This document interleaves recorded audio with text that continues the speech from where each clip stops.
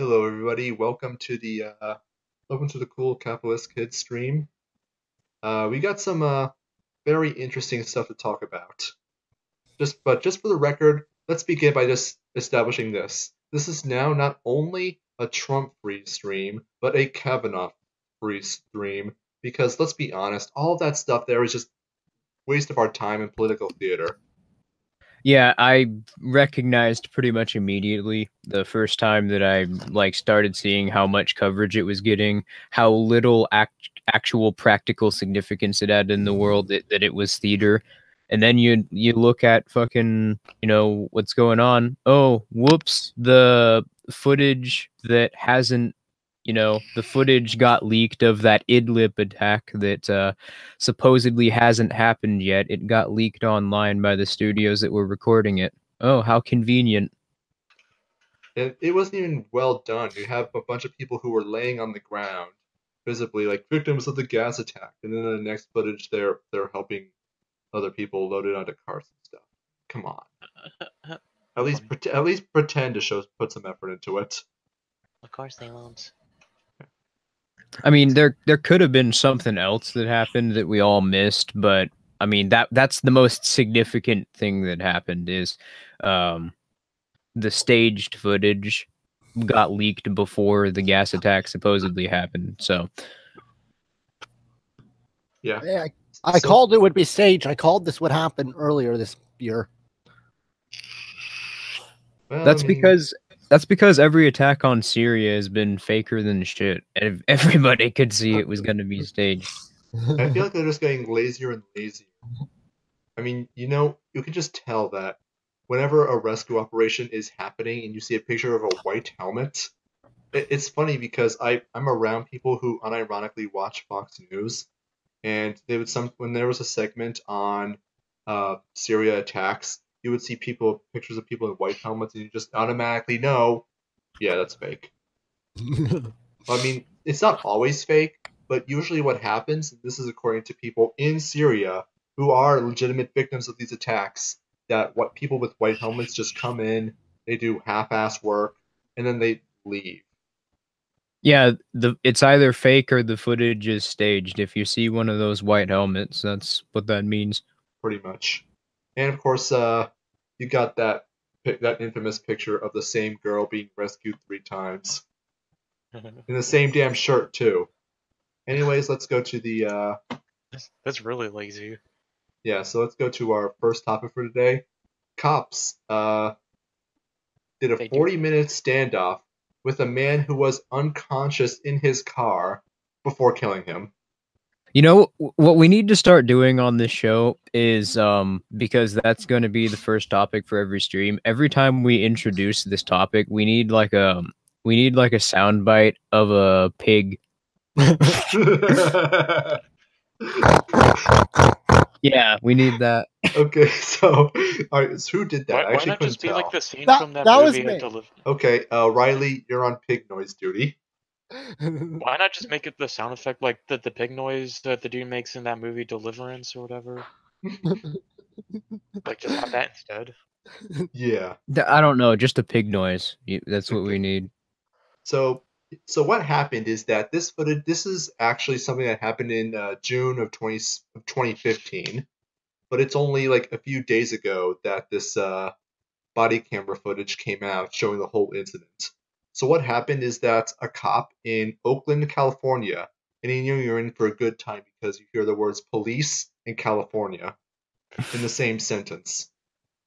But anyways, like a cop sees a man in a car unconscious, and there's a firearm next to him. Holy crap!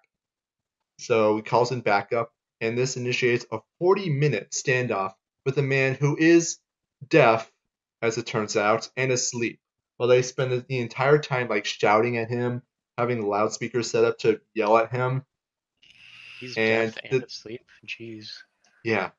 And because he's non-responsive, for all I know, like a guy could be in a coma from, I don't know, diabetes or something. And so what they do is, they muster up the courage, like brave little soldiers that they are, and they break down the window. After that, they tase him and then immediately after the taser is fired, the guy starts writhing, and immediately one of the police officers who's crowding around that broken, jagged window fires 2 shots into him, killing him instantly before pulling him out through that jagged window onto the ground. Yeah, it's funny how in the most statist state in the United States, police are either doing nothing and are incompetent because, they're not actually protecting people like they're supposed to do, or they're, doing this. They're escalating far beyond what they should. Well, what if the dude couldn't feel anything and he was also like Helen Keller and was also blind? How would he even get in the car in the first place then? I don't know. Who the fuck knows? I don't know. But what's funny is that in September of 2016, and those of you who are watching the stream can't see the article open on screen, the city of Oakland actually acknowledged that what happened was unjust and awarded the family $1.2 million. So, oh wow. I mean, that's something, I guess. But I mean, the fact of the matter is that this should not have happened in the first place for obvious reasons. You have a bunch of police who freak out at the first sign of the gun while ironically having guns themselves. And they don't know what to do in a tense situation. They're not trained to de-escalate encounters or otherwise try to solve it peacefully. They're trained to use force, and if there's even the slightest hint of force being raised up against them, they're trained to continue escalating until one of the two parties either complies or dies. This is a ridiculous situation. But without the government, who will kill the blind people? Without the government, who will kill the deaf people who are sleeping? Just gotta say, fuck police. They're oppressive. Their very presence is oppressive, and they need to go, like, now. If you're a police officer and you're watching this, then you should want a free and voluntary society, because it would mean that your competence, that your discretion, and your not being a complete and total asshole will actually result in you being rewarded rather than you being fired. More importantly, we won't have stuff like this, where police officers are actually trained in the same way that military are. Hell, I think I actually read an article a long time ago about in an ANCAP society, police wouldn't really be police as they exist today. They'd just be a commercialized community watch. Today, really, as I was just talking with you about before the stream, the police today don't really act to protect people. They throw people in jail for smoking plants, and that does nothing to anybody. No, the police today solely exist to enforce the will of the politicians, and they work specifically for the court system or the monopoly on arbitration, whichever one you want to call it. Yeah, pretty much. There's just no other way to go about this. The police, at least the system of statist law that we have today, it needs to go. Hell, I think we'd actually have a safer society if we didn't have police at all, because they aren't helping. No, they always make a situation more dangerous. Mm-hmm. Like, especially with the mental health side, they usually make a situation with someone mentally ill much more dangerous than if they were just to bring like an EMT or something. And this has been proven through stats. All right. Well, anyways, let's move on to the next topic. Riley, I believe you were going to introduce this. Yes. So, 1 second. I have it right here. So, guess what? This is a great story of why police are actually great. Just kidding. A North Carolina woman was arrested for saving 27 cats and dogs without government permission. It was during Hurricane Florence, and she went back to save a bunch of animals, and apparently the state decided, oh no, you can't do this. This is bad. So they literally arrested her for this.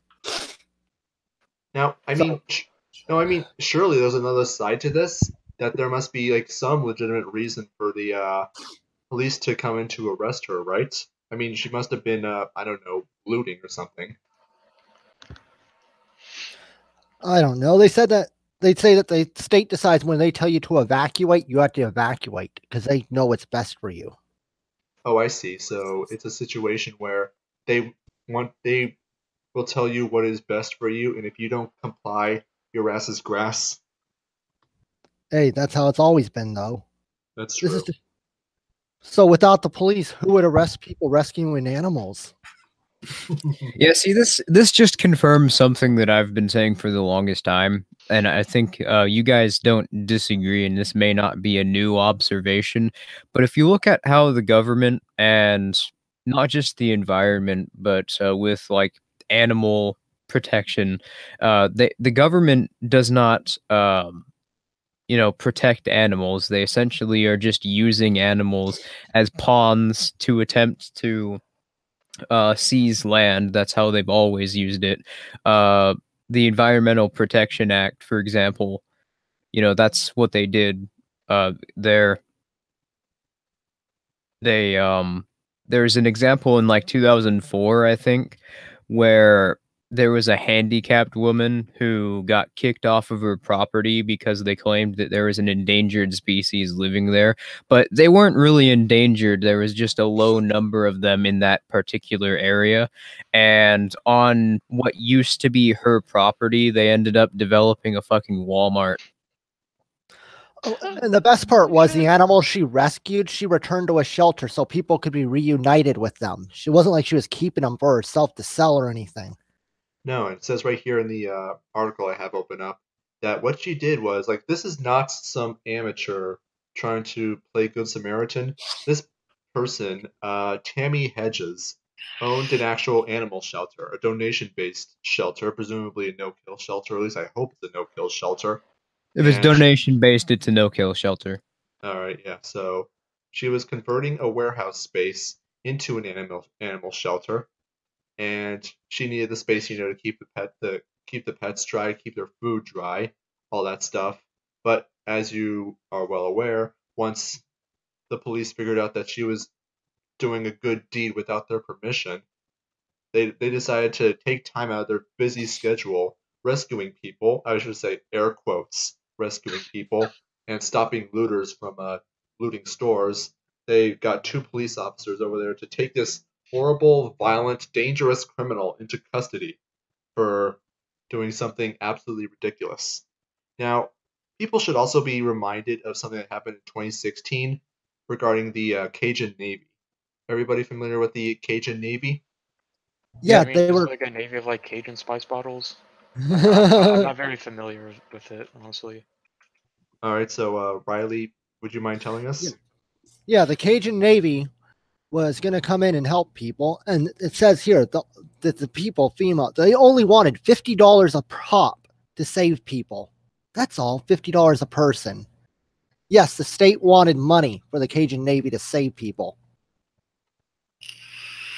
So how this would work is that the government would require the Cajun Navy to pay them money for every one person they saved. $50 per person to save. And that just does not make any fucking sense whatsoever. Like, there's just no reason for that. No, because it's a monopoly on force. If we make you pay so much money you can't afford to help these people, then the state can do it. Yeah, and that's something you should ask yourself. Why is it that the state only wants FEMA there helping people? We've already shown that they're immensely terrible at saving people. What was it? I think a few weeks ago, it was discovered that there were a whole lot, like millions and millions of tons of food and water that was just left on a tarmac that was supposed to be flying over to hurricane relief in Puerto Rico, I believe it was. Puerto Rico. Yeah. So But yeah, they're incompetent at saving people, so they don't actually, a lot of the people don't get saved. It's not very efficient. So why is it that the government, you'd think that the government would be okay with private charity services going in there and trying to save people. And it's not like they don't have an incentive to keep people alive. The state doesn't. You know, the more people that are alive, the more people, you know, the more tax cattle they have. Pretty much. Here's So, I the think- exact quote about the Cajun Navy. It says the Cajun Navy is a group of volunteers that operate at its own expense to rescue people trapped in flooded areas in Louisiana. They use their own boats. They risk their own lives. Right, And by that, right. Well, notice that they are far more effective than government rescue. There are plans to require them to pay a fee. Yes, they're better than the Yes, government. right. But what I was getting at is clearly, you know, but the government's only incentive usually is just to keep people, you know, alive as tax cattle. But clearly, they don't care about that. For some reason, they care more about, you know, it seems FEMA being there. It seems that seems to be their top priority. So why is it that they want FEMA there so badly? So badly that they would end up sacrificing some of their tax cattle in the process. I think there's clearly an agenda at play here. Now I won't pretend to know what that agenda is, but it's clearly malevolent. I mean, what's happening here? I'm reading through this article right now, and people on the screen can see it. That the government wanted the money and wanted them to be professionally trained. Now, And they said no. yeah, They've- of course, which is what any sane, rational person should do. I mean, how long would this quote-unquote training entail? How much money would they be required to pay the government for the privilege of being able to save their neighbors? I mean, do you really need that much? Do you really need like a week's training to be able to pull people out or be able to bring a boat over to a submerged house and just get the people off who are probably stranded on their rooftops? No, the whole point is just to I think the whole point is just like they just want money. They just want control. They will. Well, that's the point. Something about FEMA being there would give them more power and control over people than if they were to simply let private charities keep more people alive. So there's definitely something nefarious going on. Well, anyone remember the FEMA camps conspiracy theory from a few years back?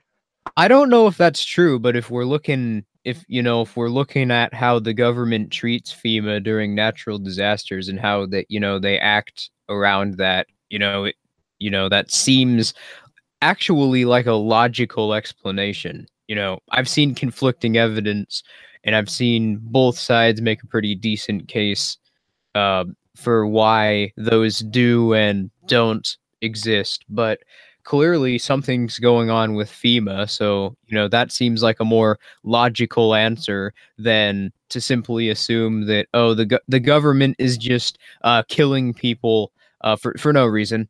They're killing people. Mm-hmm. And if you want to donate to help her legal cost on my Twitter, anarchobun, B-U-N, you can go there and there's a link to her GoFundMe to help pay her legal costs.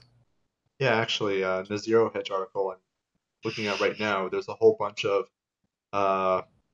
links to ways to help her, and as well as contact information for a lot of these priests of statism in the state and county area. And you could call them, send them emails, and tell them exactly what you think about the fact that this person is being arrested for not only not doing anything wrong, but doing a really, really, really good deed.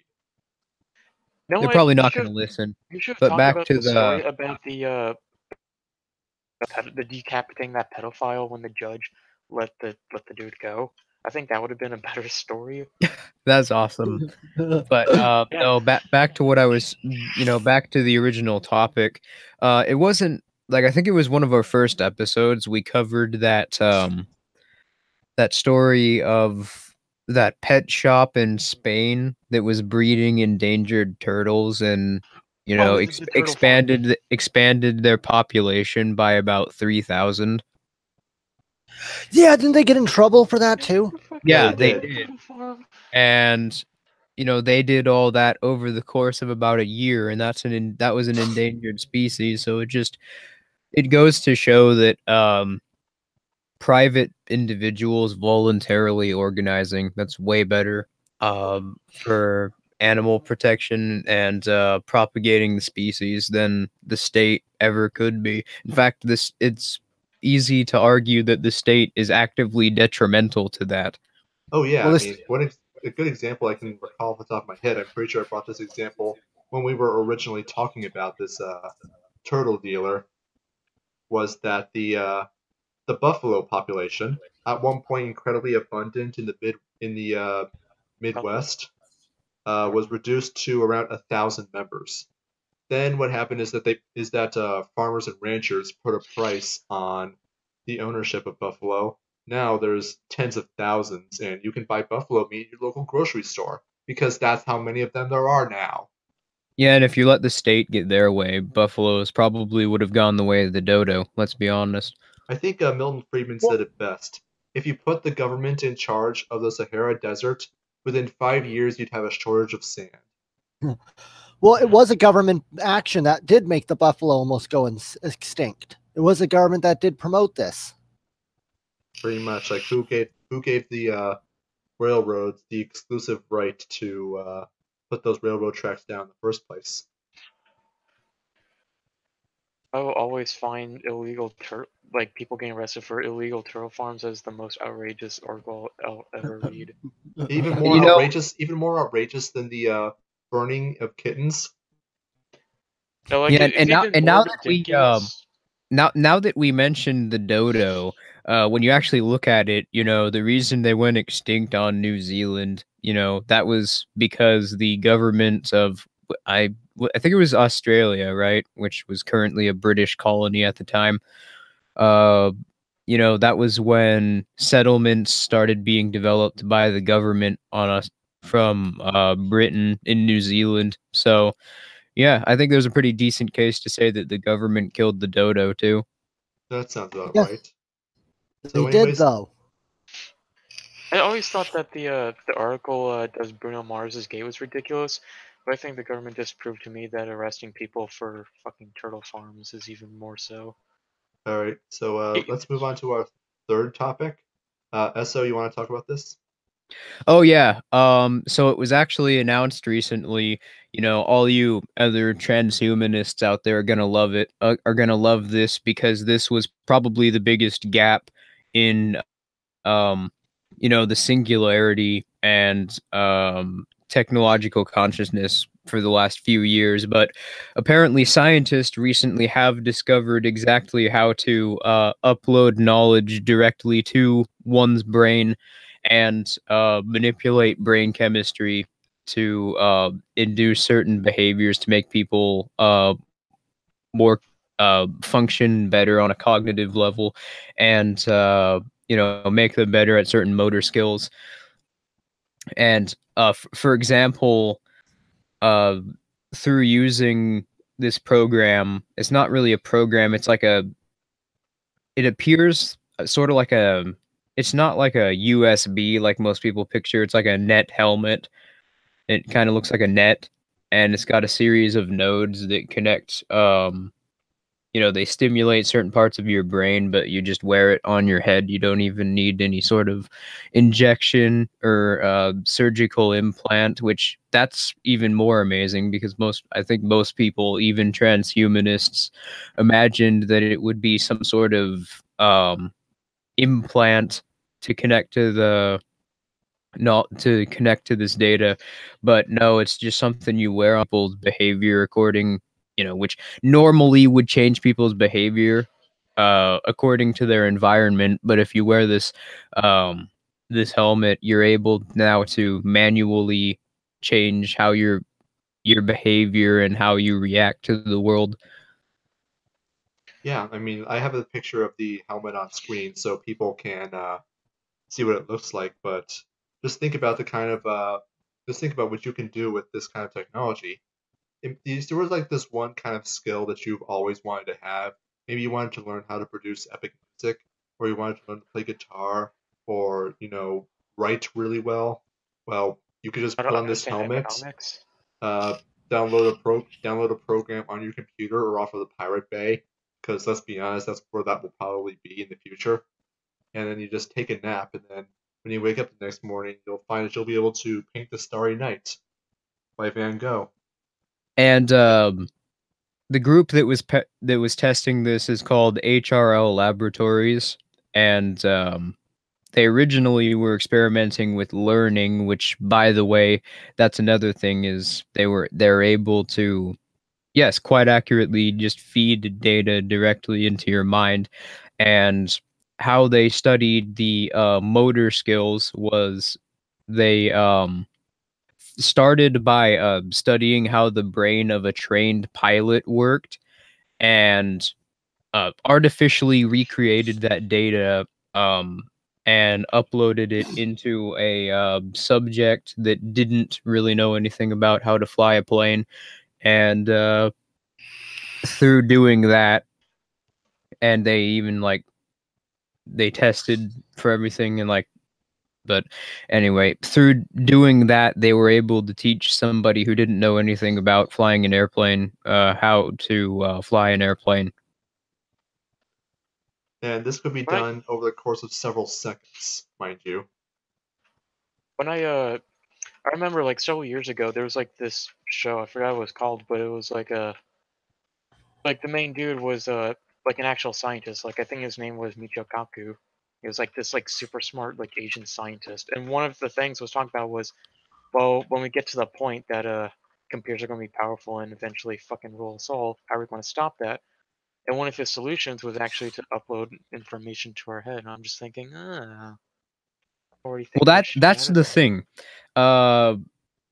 If we had more like open source development on this, this could actually be a great thing. And the reason that this could be a great thing is because, you'll notice if you actually read the article, the very first thing that the article mentions is, oh, the government can use this to educate people. And I'm just like, fuck. But if you actually take that to its logical conclusion, that means that anybody could create their own programs, and they could teach people any subject they want, not just the state. So if this got into the hands of private individuals, this would actually be a good thing, because it would mean that people could actually fight against the state's education system, and they could do it in in a matter of seconds. If you wanted to know more about philosophy, for example, or if you wanted to stimulate your brain to the point, the conditioning that you're taught in the Prussian model can be broken. We can do that now, and we can do that fairly easily in a matter of seconds. Wouldn't that be interesting? Just like having a couple of crypto anarchists write these programs to teach people certain skills, like let's say philosophy or logic, or any sort of the prerequisites required to like really understanding anarchism. And included in that is the the understanding of anarchism. So that way, It, like it, their condition, it just breaks the conditioning.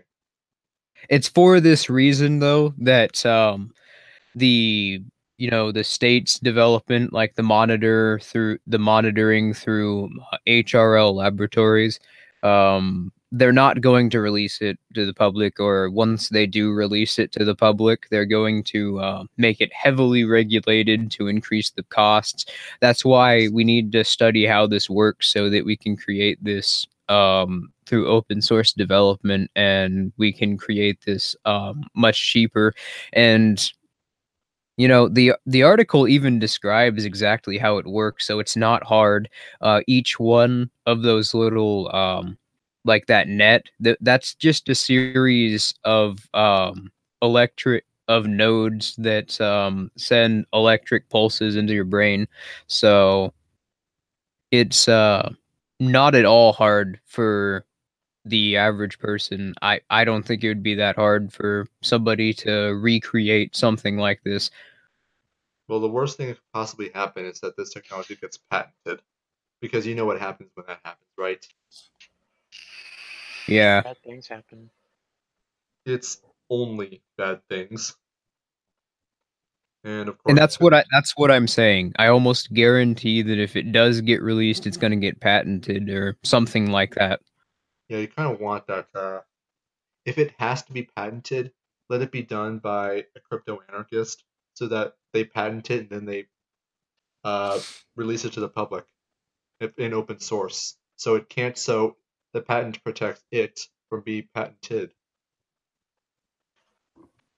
You know, it's with the. You know that there's gonna be like some.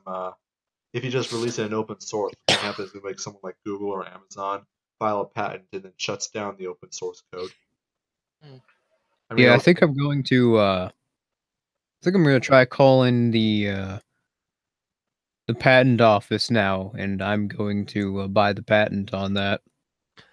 if Do you it. could, that would be absolutely fantastic. It's like some rando wherever you live bought the patent out from under Amazon. Who knows? Maybe you'll even have them knocking at your door and just be like, "We'll buy the patent off of you for $2 billion." I hope you tell them to go to hell. Yeah, I'm not giving it to Amazon, even if they do offer me $2 billion. $2 billion in US dollars is worthless. So nothing they could give me would actually be worth what we'd achieve with a decentralized network operating like that, and with a technology available to the public that can do things like that. Well, I'm sure they'll figure out some girl that you sexually harassed in a place that you've never been. Yeah, like in 5th grade. Remember that time, ESO? Yeah, they'll just make up that story. Like, yeah, in 5th grade, this son of a bitch did this. We need to arrest him now. Arrest him right now. Oh, and by the way, in order to prove it's up to Esso to prove his innocence. It's not up to us to prove that Prove he his did guilt. it. Yeah, I know that that's exactly what they'll do. Probably won't even be in response to the whole patent thing if I even end up going through with that. No, it'll be in response to FNet, because yeah, we're so close to being done with that. Like, I think by next week it'll be done. That's how close we are. And it's glorious. So, Turns out, anyways, like, it's actually as functional as No Man's Sky. it actually works. So, anyways, on to the last part. We're going to be maybe finishing off the last pages of the FBI report that was given to Senator Ted Kennedy in 1989 in response to an inquiry regarding some shenanigans the CIA were up to. And unfortunately, since Hoplu couldn't make it, the burden of reading it aloud falls upon me. Everybody ready? Yeah. Yep. Okay, so I'm pretty sure we were on page 17 when we last left off. So anyways, now when all of the papers and documentation from Horn were given to Inspector Chai by one John Burns, the Japanese government put all to one side, waiting for a future date to once again try the Operation Cleanup. It was felt that at a future time, Mr. Marion Horn could again be used as the buyer, and thus the washer of the funds. We were constantly kept informed by our paid informant in the Far East, Mr. William Sim Meng Liang, aka Bill Sim. Since that time, all concerned have been silenced in one manner or another, even to include a fringe player, one Fahir Hamid Paka, now in federal custody. All would have worked to perfection, but Mr. Marion Horn felt that he was in too deep, and he had to do something to keep the wolves off his back. So he started to move every rock in the hope that the action would enable him to keep his head above water. Mr. Horn used the bad judgment of entrusting a former agency man on the lowest ladder of the organization, who had been let go because of his mental instability and lack of trustworthiness, to investigate with the State Department. This individual had proven to be of the perfect type to use as an informant, we have so used him from time to time to obtain information on all that Horn and his group were doing. We simply have people say to him that they are CIA agents, and they need his help, and he spills. His name is John Bennett, and the last known address of our files on him is listed as 60 Adams Street, Bidford, Maine. I think I just accidentally doxed him. Anyways, this individual was assigned by Horn to visit State. The records at State showed that a John Bennett did in fact visit, but he spoke only to a receptionist and to a guard when Timothy Hamilton, no longer at State. Just to clarify, I think State means State Department. Hamilton heard the saga, and without seeing any of the documentation to better guide Bennett, stated that if Miss Lyd had attested to the validity of the CD, then it must be real.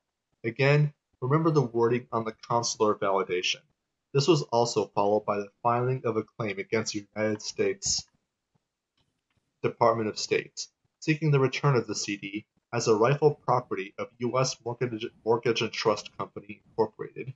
So you were right. They are talking about the State Department. A very respected attorney here in Washington, and a personal friend of mine, Willard C. McBride, was obtained by Horn to render a legal opinion on this whole matter, and he, McBride, is fully convinced of the validity of the U.S. mortgage claim. We are positive that McBride is unaware of the real truth of this matter, and also that all documentation no longer exists. Any copies in the possession of anyone can be claimed to be fakes. Hey, am I the only one who's like reading this, and you read earlier in this paragraph that the CIA is they're getting rid of people, they're eliminating people, or whatever term that they use at this point. At this point, I'm just hearing that, and I'm just so desensitized to this because of the shit that they did earlier on in this document. I'm just like, yeah, okay, they killed people. Yeah, like under the point that like it's just common. It's like normal now. This like the first day is like, oh my god, and now it's like, yep, this is expected. Well, I mean, it makes sense for Mr. Horn to be absolutely paranoid because earlier in the document we have the guy who was personally responsible for 20,000 murders. So naturally, you'd be very concerned. And here we have him trying to say, like, okay, are they trying to kill me yet? Are they trying to kill me yet? And then the State Department goes in, just like the guy that he's trying to ask whether or not they're trying to kill him is being used as a double agent. Yay! So, anyways, give me a minute here. Horn started to make too many waves, and he enlisted the help of many influential individuals, including a friend of the director of the Bureau, Mr. Alan Wolfley. A decision was made, and that decision was that Marion Horn Jr. and the U.S. Mortgage and Trust Company had to be stopped, and to this end, the agency used our informant, Bennett, as a tool to set up Mr. Horn, and in so doing, discredit Horn in the international financial community by having Horn included in the non grata book of Interpol and the World Banks. Until recently, Horn's name appeared in that book, but as of this report, we find that the name has totally been erased from new issues, and all Interpol agencies and banks have been informed that it was an error to list Mr. Horn in the first place. Senator Kennedy, this has the hand of Mr. Helms in it, for only he has the power to have this done worldwide. So isn't that interesting?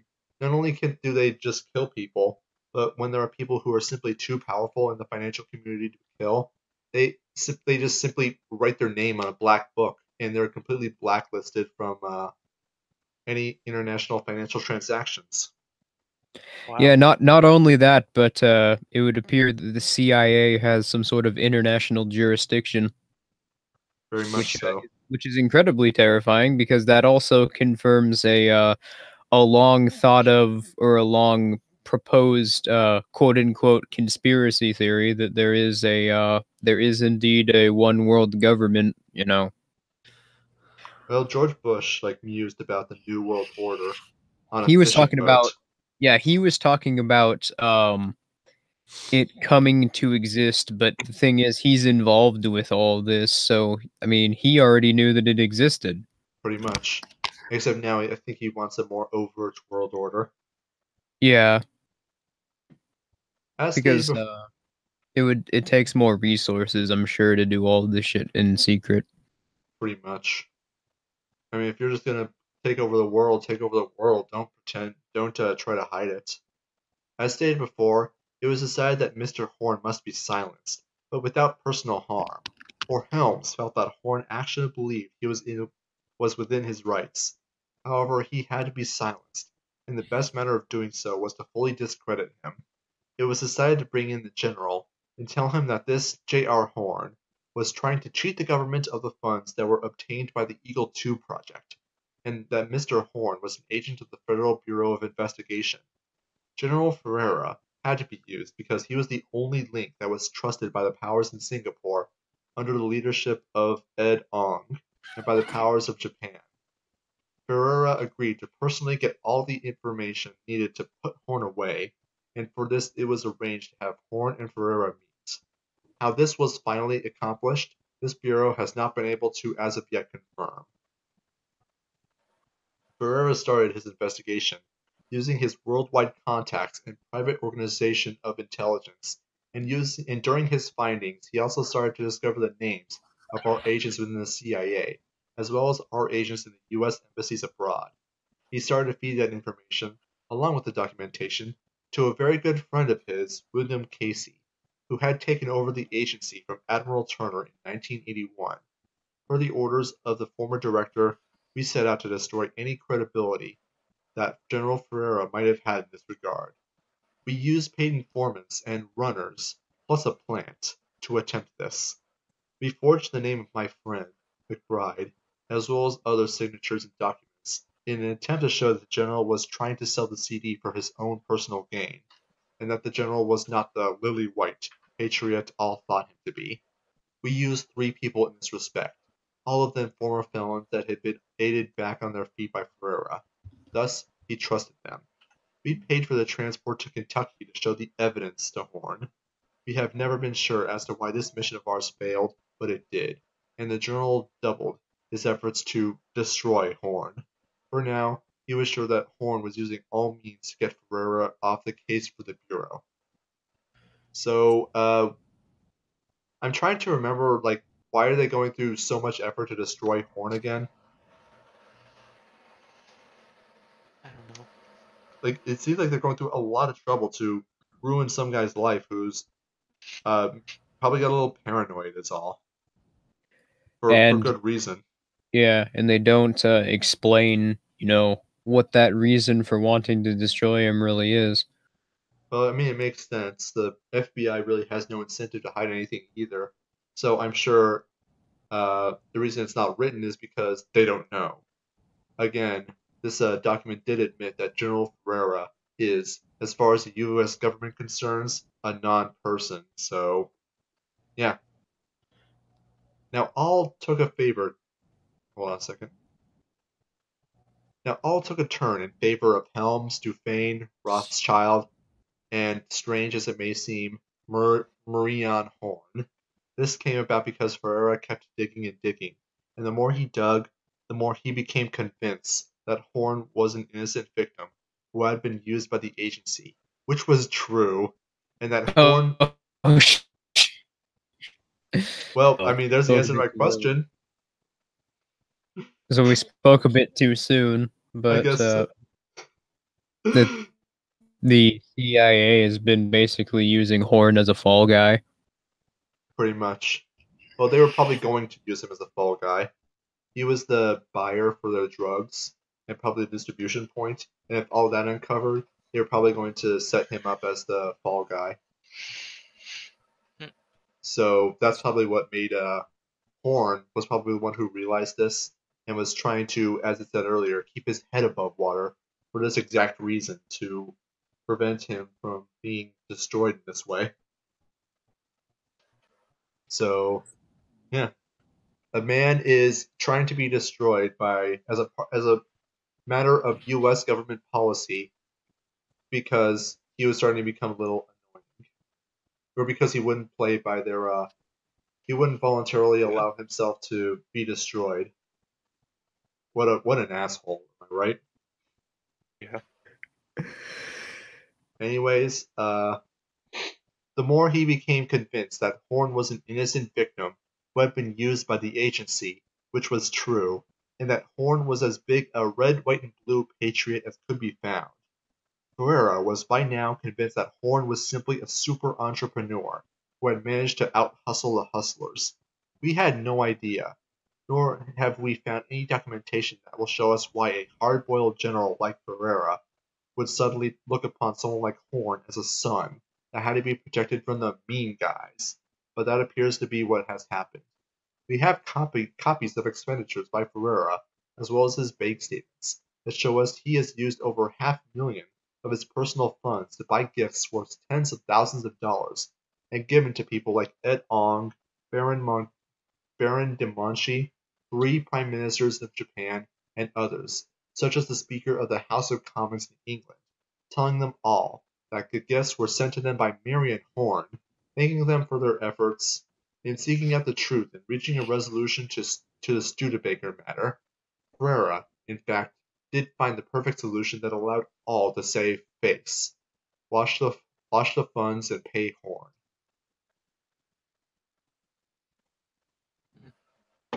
Thoughts so far? I'm Well- just speechless. The thing No, I mean, is, there's really not much to say at this point. I mean, this isn't anything new. Like back in the earlier pages of the document, this is just more stuff that they've already done. I can totally see this being adapted into a movie in like 10 years. that's what I was thinking, honestly. This reads like a movie script. Written by a retarded person. I mean, because of how many spelling errors there are and shit like that. Well, you got a whole bunch of typos. This was clearly written on a typewriter, which is strange because typewriters were already pretty obsolete around this time. It's because if they'd written it on a computer, it could have been traced back in the hard drive. So if they write it on typewriter, it can't. Makes sense? Yeah. This matter has now been resolved. We are informed by Bennett, and Horn is within weeks, if not days, of obtaining all the funds. Repeat, all of the funds from the CD. Excuse me? And Bennett further informs us that all IRS taxes have been forgiven to a phony front trust called 5-Star Trust that has been set up as a cover for Horn. The Bureau has tried to investigate this, as well as investigate Horn's present workings, but as in the case of Ferreira, we have met with stone walls, and the orders have now come down directly from Justice and state that Horn and Ferreira are to be considered untouchables, and all inquiries regarding them are to be stopped immediately, as well as all the documentation in our files shredded. This has been done. That's interesting because this is another connection to the Rothschilds. Because this document basically just admitted that all income tax goes to this nefarious 5-Star Trust. And by the way, just one other thing to point out, the organization that leaked this document in the first place was 5-Star Trust. Huh. So, this is on Scribd. I don't. It's called 5-Star Trust Origins. I don't think that means it was leaked by 5-Star Trust. Wasn't it leaked by them? No. Okay. It's hosted on Scribd. All right. Well, anyways, I was under the impression that it was leaked by 5-Star Trust. But anyways, where was I? The Bureau. There was a third name added to the protected list, that of the accountant for Mr. Horn, William Clancy. In closing this part of the Studebaker report, we must sadly state that our main source of information, Bennett, is so fearful now of the general that he has informed us that he will no longer cooperate with us, and that he will side with the general. It seems that the general ordered that a fright be put into Bennett, in the form of a slight heart attack illusion, and Bennett tells that if he does not cooperate with Horn in general, the attack will become fatal. He is probably correct. The man is truly a coward. What is this referring to? like You're talking about the Studebaker report? no, I'm referring to the fright on the net. Is that like one of those situations where you poison a person and you keep them controlled by offering them like the antidote that keeps the poison at bay for a day or something? No idea. Yeah, Probably wouldn't put it past them. because it looks like the heart attack solution is some kind of weapon that's allowed to keep people under control. But anyways, I was Yeah. looking up the Studebaker report, and I'm finding absolutely nothing on my search, so that's why I wasn't really listening. okay. In the meantime, Casey had begun to look upon himself as a demigod, and knowing that the agency had to have the funds for Colonel North, he started to get very careless. Files that we have obtained show that without consulting Helms, Casey set about establishing his own kingdom, with him as the emperor.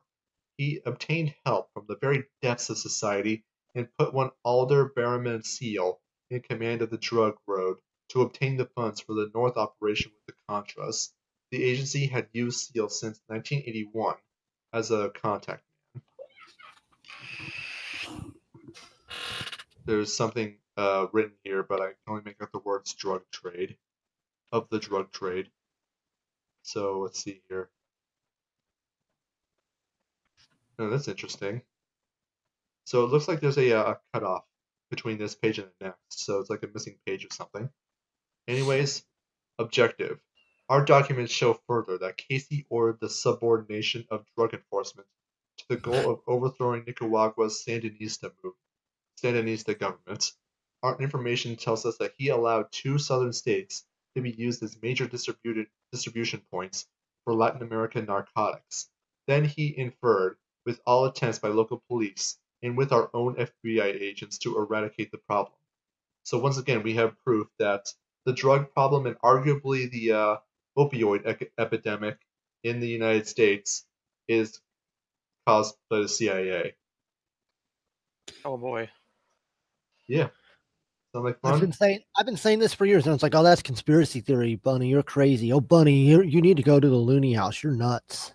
Well, Yeah, those people telling you that the CIA's got them good and fucking trained, because that's exactly how that started. In if you look at the documents for Operation Mockingbird, it specifically says that people who are pointing this out, they should be dismissed as conspiracy theorists. that was the origin of the term. Well, not the origin, but that's the popularization of the term. No, yeah, the term itself is actually a neutral term. It's simply exactly as it sounds, conspiracy theory, theorizing that more than one person or group is conspiring towards an end goal. Mm-hmm. So, yeah, the use of the term as a derogative to try and silence criticism is an invention of the CIA. Yay! Alder Barrowman Seal was the most important organizer, facilitator, and impresario of the partnership between the CIA and organized crime. Seal earned over $30 million in his share of the drug smuggling, but what we loved more than money was the fact that he knew that we could not touch him, nor could any other agency in the United States. He loved to play the role of the backstopping good old boy from Baton Rouge, and he loved flying. Seal first encountered General Ferreira in early 1972 when he attempted to make money by helping the organizations dedicated to overthrowing Fidel Castro. He emerged as a partner with one group with headquarters in Mexico. Seal agreed to smuggle 7 tons of C4 explosives to the Mexican base, from which General Ferreira was preparing to dispatch teams of saboteurs into Cuba. Ferreira had heard of Seal and did not like him, so he had Seal arrested for violating the Neutrality Act. And yet, the case against Seal had thrown out by the court. It was with the help of the operative in the Exile Group, who were CIA assets. They needed the flying expertise of Seal, and also, he had become a favorite of Casey. Seal was given the funds to establish his aviation consultant business in Latin America, and he ran across William Reeves, whom we have in our files as a notorious narcotics trafficker who specialized in smuggling huge loads of marijuana from Colombia in the U.S. The CIA had full knowledge of Seal's total actions. He ran guns to the Contras for Casey, and he always was found innocent of any accusations in the courts. Yeah, more drug smuggling, more CIA working with organized crime, drug cartels, anyone? Anyways, while all this transpired, the CIA had to establish a connection to the kingpins of Colombian cocaine, for money was badly needed by North. Seal was ordered to make contacts with the Medellin cartel, and he was most successful with this. Pablo Escobar, George Ochoa, and Carlos Leder wanted to smuggle in tons. And the page cuts off. And the next page appears to be a complete non sequitur in context, so there's a missing page there. Yep. But here we have another confirmation of the Pablo Escobar is a name that you could probably look up on Google if you were curious about what his connection to the drug cartel is. But here we have, again, more proof that the CIA was smuggling drugs to the United States and getting people high just in order to make sure that they had money without the requirements of the regular congressional appropriation process. Yay! Came to the fore when he inadvertently stepped on the toes of Casey and almost destroyed the Contra movement. The general got wind that a second-rate hoodlum, once a member of the CIA, was involved in the importation of all drugs into the United States. It appears that Ferreira had some spare time on his hands, so he asked one of his friends to do something about El Gordo, Seal. He did not know, and if he did know, he did not care, that Alder Berriman Seal, El Gordo, was in fact working for Director Casey, and was responsible only to Casey, and that by asking that Seal be fixed, he was risking the toppling of the money machine for Colonel North. Nevertheless, our tapes of fan conversations to the office of Director Casey show that General Ferreira informed him that he had information knowing who the real leader of the drug cartel in the U.S. was, and that he wondered if he, Ferreira, would step on anyone's toes if he stopped that fat son of a bitch. Director Casey answered that no, he was not working for the agency. 30 seconds after, the general concluded his call. Director Casey called Helms and informed him of the conversation. Helms was very upset with Casey and ordered him to clean up the act or suffer the consequences. This order angered Casey, and he attempted to contact Seal, but he was not very successful. In the meantime, the general's men were successful. On the evening of February 19, 1986, at precisely 6 o'clock p.m., Alder Berriman Seal got out of his white Cadillac in the parking lot of his favorite restaurant in Miami. The general had his men hiding behind a dumpster. Seal took no precautions, and he did not see the waiting men as he backed into the parking spot. The men approached, according to witnesses, the driver's side. There were two quick bursts from the silence-equipped MAC-10 and from an Uzi submachine gun. 96 bullets smashed into Seal's head and body. He was dead instantly. The Bureau has copies of all tapes, of all conversations with Casey, as well as copies of all police reports. So, wow. That's a... yeah. That's a thing. This is a freaking movie script. And 90 bullets? 96 bullets, so it wasn't like a quick few shots. No, it was like they basically just held down the trigger. Pretty much. Well, one of them was literally an Uzi, so that's probably the bulk of the... That would also mean that... Wouldn't that mean that some of those guns would have had to reload? Well, actually, because 96 bullets seemed to hit him. How many bullets missed? Are you sure this ain't the 2019 action flick for the year? It's gonna be the 2020. It's gonna be the 2028 action flick of the year.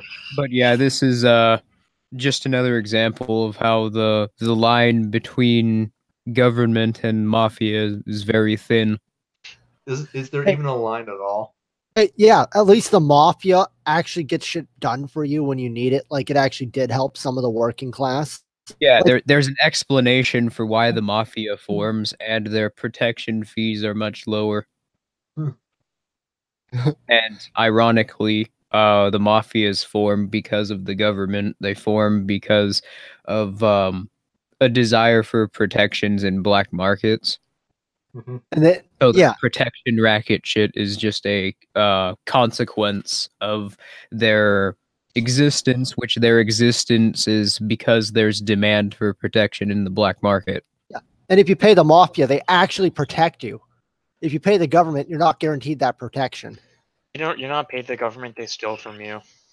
Well, it's actually worse than that because if the you can pay the government, but they have no obligation to protect you. I mean, they don't recognize their own obligation to protect you. Yeah, at least the mafia did. Yeah, pretty much. I Yeah, mean, that's been shown multiple times in court. There have been multiple court cases where someone's tried to sue the government because the police didn't protect them, or they didn't do their job, or they even refused, and then the government ruled in favor of themselves, unsurprisingly, and argued that they didn't have an obligation to protect them. A good example would be Deshawnee versus Winnebago County. and Castle Rock versus Gonzalez. These are I all just said that. court cases. Yeah, that it's you can look happened up. multiple times. It's not a new thing. It's not, and it's going to continue happening. And the idea that you can sue the government is absolutely ridiculous, simply because unless you're going to a private court, which the government will never agree to go to, it's always going to be a conflict of interest. Not a private court, a DRO, because private courts still follow the jurisdiction of the government, and a lot of them are heavily subsidized. You can sue the government. No one ever said you would win. This is why I ironically but unironically say that, like, yeah, police and government should just all die, like, tonight. And I wish they'd just voluntarily do it for us. Like now. Like Well, everyone die. Well, I'm just going to repeat what something I said in the video. The role of government is to go away. Well, just basically, and by going away, I mean take a long walk off a short pier. But And don't anyways, come back. Well, that's the point. I mean, thank God we're one hammer treatment. we appear to be naturally approaching that, because you know, on top of the existence of cryptocurrency and, you know, decentralization, it seems that since the defense distributed thing, the demand for decentralization has increased to the point where if a commodity is centralized, that is a point that dissuades people from buying that particular product. A good example would be Amazon's Alexa. You know, people, you know, when they're, you know, surveyed about Alexa, they all say this would be a great thing, but we need to get rid of Amazon and the government spying that goes on through this. So because of that, there's now an open source project called Snips, which seeks to create a device which is identical to Google Voice or Amazon's Alexa, but it's completely decentralized. It works off of peer-to-peer blockchain encryption. So that'll be amazing. I like how it's been like only 2 months since the whole defense thing, like, trial. Yeah, and someone already created like even a more badass version of the Liberator. Yeah, yeah. The Like Shuddy fully AP9. automatic black looking gun. It's called the Shuddy AP9. That's so fucking cool. Yeah, I'm gonna have to look that up. That's what it is. It's the Liberator, but it's basically a better model of the Liberator. Perfect. Now all we need is some. I mean, the Liberator, the original Liberator, is still going to be an iconic gun for all time. Yeah, that itself is going to basically, you know, symbolize liberty defeating the state. But it's amazing how this has sort of been a mainstream thing for only a few months now, and already, because of how much open source development is going into this, you've got people creating things like the Shuddy AP9, where you can either create it to be semi-automatic or fully automatic, and it's so durable that it doesn't break at all. Like the person I saw who was demonstrating it, the creator of it, has one. I think his name was like Darren Brown or something. He's a 3D gun enthusiast, but he fired 5,000 shots off of his. So those things are not going to break anytime soon. And they can hold more than one bullet. Yeah, they can hold a full clip, I think. Oh, nice. So Yeah. how So, much anyways, more? there's like a, excuse me, there's like a page and a half left. So, although the stream should be over by now, I think we can leave it going on just a little bit longer to finish this off. You up for it? It's getting I'm boring. ready. All right. It's amazing how something so damning, if going over it over and over again, you can become so desensitized to it that it becomes boring. But yeah, that's what's happened. It's kind of sad, really. It's like, okay, yeah, and he killed this guy. Sure, whatever. It's pretty much it's become it's kind of become the story of Fire and Ice, or the Game of Thrones. Okay, he killed this guy. Yeah, he killed that guy. Yeah, he killed that guy. Where's the narrative tension? Yeah. Anyways, our documents show that as director of the CIA, William J. Casey, without approval of Helms, went into the business of drug smugglers, allowing tons of narcotics to enter the country as a necessary cost of higher geopolitical Nicaraguan problem. Congress was also about to cut off the money. To prepare for that eventuality, Casey decided on secret operations to keep his anti-Sandinista forces, Contras, armed and supplied. With a need for strict secrecy in order to circumvent the law, Casey set about creating an organization that could not be tracked back to the CIA. He copied the original guidelines of the Five, known as Eagle 2, down to the very last period. The only difference was that the people in charge were not the qualified Five. Casey even went so far as to name the operation Eagle, but when Helms heard the rumors of an operation called Eagle, he asked Armitage if he was involved. The answer was negative, but we intercepted a conversation between Armitage and Casey, in which Casey was informed of the suspicions of Helms. Casey changed the name to Black Eagle. The operation proceeded through a Casey confidant, Micha Harare. Harare was the former head of operations in Central America for Mossad, Israeli CIA. Harare was a man steeped in the darker arts of modern espionage. He often stated that the Eagle, Ferreira, was the only man in the world that he feared, but that he was better than the Eagle because he could pull the trigger. Beginning in 1972, Harare was a key operative for Mossad murder squads that rampaged throughout Europe, killing key Palestinian guerrillas believed to be responsible for the slaughter of Israeli athletes in the 1972 Summer Olympics in Munich. In 1975, Harare's hit team killed an innocent man in error, and Harare was exiled to Mexico City as chief of Mossad's Central American operations. So, what the fuck? So, actually, now we have actual confirmation that the Israeli secret services are spying on American citizens and European citizens and are doing secret shit that's on par with the CIA. Yeah, but not only that, but they have literal murder squads. That's the FBI's words, not mine. Mossad murder squads that rampage throughout Europe. Yeah, I mean, that's really shouldn't be surprising, but I mean, it just kind of is because I don't know. I suppose there's different conditioning surrounding Israel and Mossad than with the CIA. Oh, But I mean, now you have even the government acknowledging that there are Mossad murder squads located in the U.S. and Europe. Holy hell, man! Oh yeah. And that's this shit got heavy again. Well, that's also worth pointing out that the In punishment for murdering an innocent man, he was exiled to a cushy desk job in Central America. Well, Mexico City. Not Mexico really City. Central America, but Yeah, but still, like basically the that's same thing. basically the same thing. But yeah, it's like you're kind of still a big shot. You're still getting a lot of money. I mean, granted, this guy probably has a murder boner that he's not going to be able to wank, but there you go. Anyways, Harare left the Israeli intelligence service in 1978.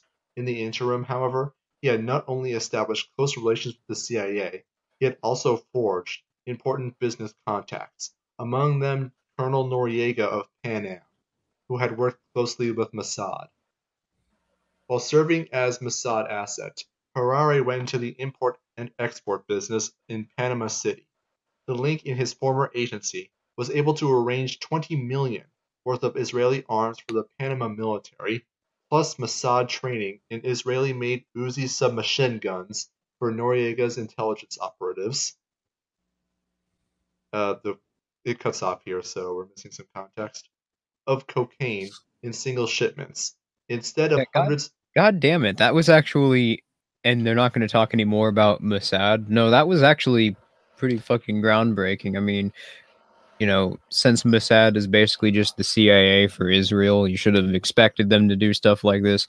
But no, I'm pretty sure, like, whatever those missing pages were, those detailed, you know, why the U.S. and Israel seem to, you know, why U.S. foreign policy seems to, you know, have favoritism towards Israel. Probably.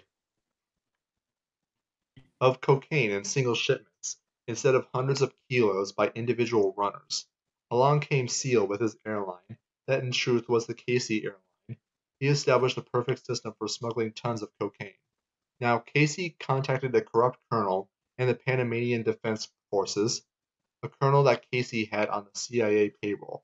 This colonel was named Manuel Noriega, and he was the head of the Panamanian Defense Forces intelligence unit.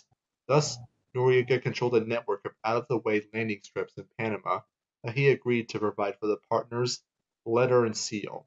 In return, Noriega was to receive a $500,000 cash bribe plus a 1% cut of the value of every shipment that came through Panama. Additionally, Panama's banking laws would be used by the CIA to launder the Medellin drug profits in return for another slice of Noriega. Finally, Casey had to agree to do all within his power to arm Noriega and clandestinely see that Noriega's foes were eliminated so that Noriega's ambitions to become president of Panama could be reached. The whole operation was a brainchild of CIA Director Casey. As Casey saw the problem, the Soviet Union was about to establish a Central American beachhead via the Sandinista government in Nicaragua. The only solution was to eliminate the Sandinista regime. Since an outright American military invasion was out of the question, and since the only CIA man who has personal acquaintance of Noriega was General Ferreira, and since General Ferreira would not agree to drug smuggling in the U.S., Casey began to formulate plans for a covert paramilitary organization to accomplish the task. However, to do this, he needed Ferreira. Thus, he first tried to break Ferreira by giving us fake information and planting fake records in various parts of the country, with the idea to offer to clean it up if Ferreira took command of the paramilitary group. Essentially, the plan was simple. Two groups of Nicaraguan exiles, one based in Honduras and the other in Costa Rica, would be armed and trained for a guerrilla war inside Nicaragua that would eventually topple the regime. The difficulty was that Congress was extremely nervous about the operation, and questions were being asked whether an American-sponsored war was the right way to solve the... And it ends there. The whole document ends there. Then it. Wow. Yeah, I know. Yeah, That I was enough. see.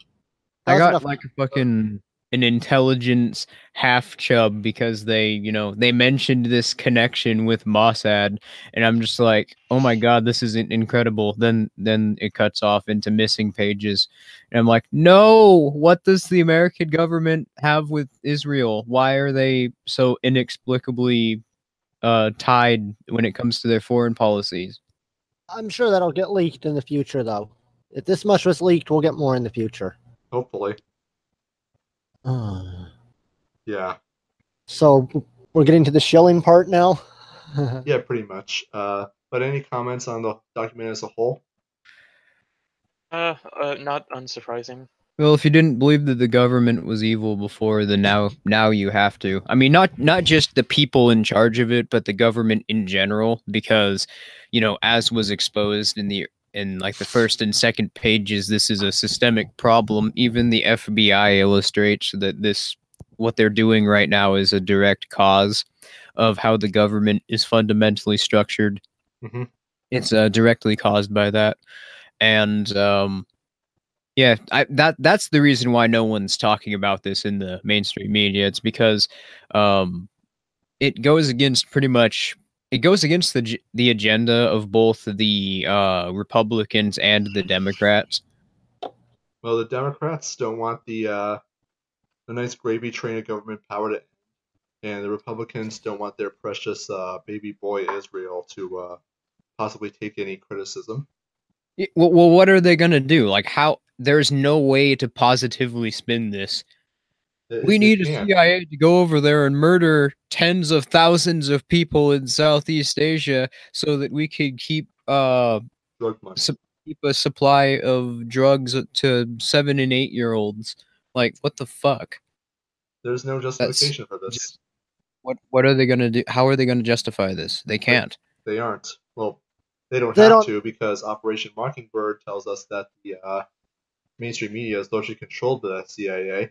Yeah, so that'll ensure that it never gets talked about on Fox, CNN, MSNBC, or any of these. But I'm talking about like alternative media pundits. None of them, they aren't even talking about it. We're talking about it though. Yeah, but we're not that big. So there are some people talking about it, but yeah, you have people like Paul Joseph Watson or Alex Jones, or people that could be talking about it, but that have a decent sized audience and people actually listen to them, and they don't bring this to the attention of the masses. Of course, the CIA is going to deny it, but yeah, it seems like even with these alternative media figures, there's some sort of agenda going on there. They don't want to talk about it. Maybe they're scared of being deplatformed or something. I feel like with enough convincing, you could probably convince Steven Crowder to become libertarian, because at least he believes that taxation is actually theft. He openly identifies as a libertarian. Finally. He does?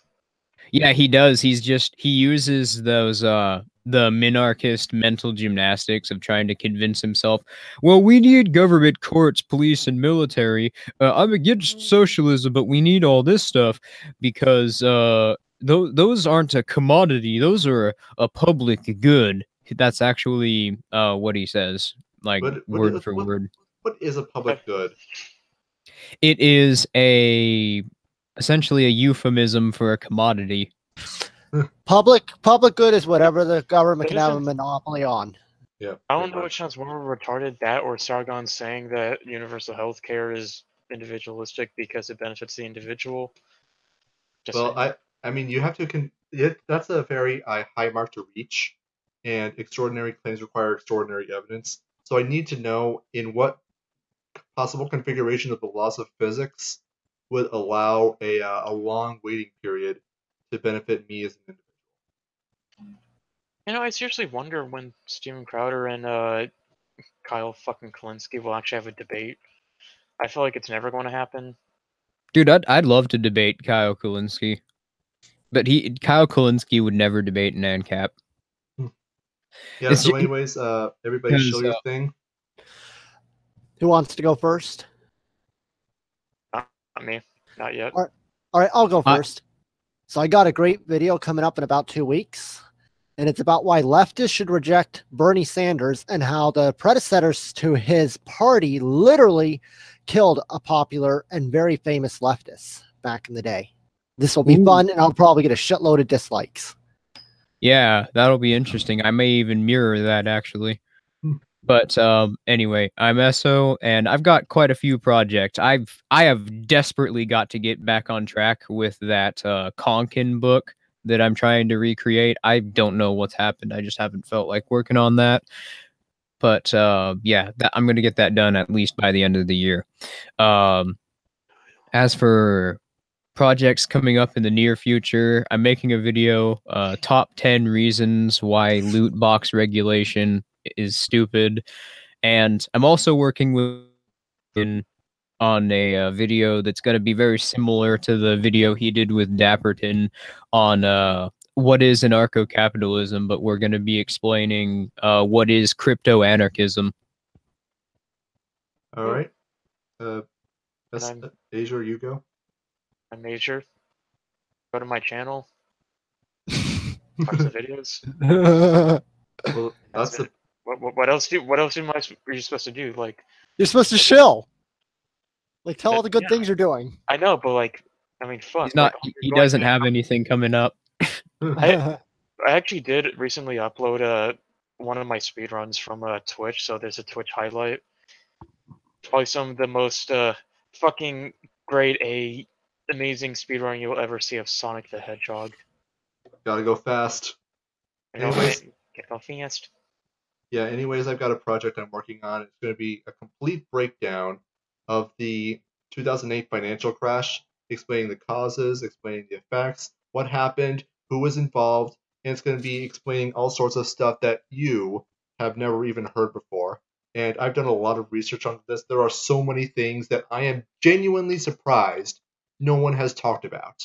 For example, how many of you guys even know what mark to market is? I don't know. I'm just going to assume everything's just the state's fault.